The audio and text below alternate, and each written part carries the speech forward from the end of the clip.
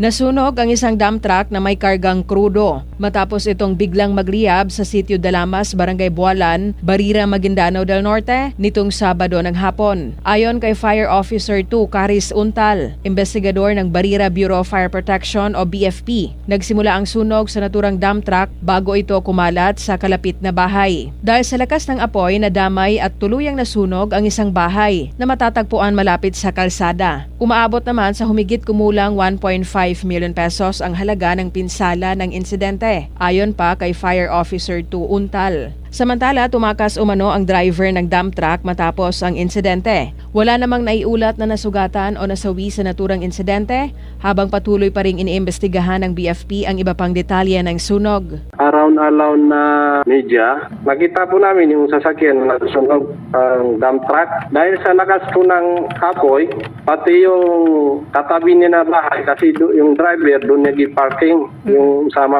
may mga bahay. So, yung pinakamalapit na bahay, yun po yung nasali na nasunog. Ayon kay Untal, bagaman posibleng nagsimula sa battery ng sasakyan ang sunog, ito ay patuloy pang iniimbestigahan. Sa social media post naman ni Rosalie Macaraob Opid, ibinahagi niya na ang nasunog na bahay ay kanilang tahanan kung saan sila lumaki na magkakapatid. Anya, sa isang iglap ay naglaho ang kanilang bahay at wala silang naisalbang mga gamit. Ngunit nagpapasalamat pa rin sila dahil walang nasaktan sa kanilang pamilya, lalo na ang kanilang ina.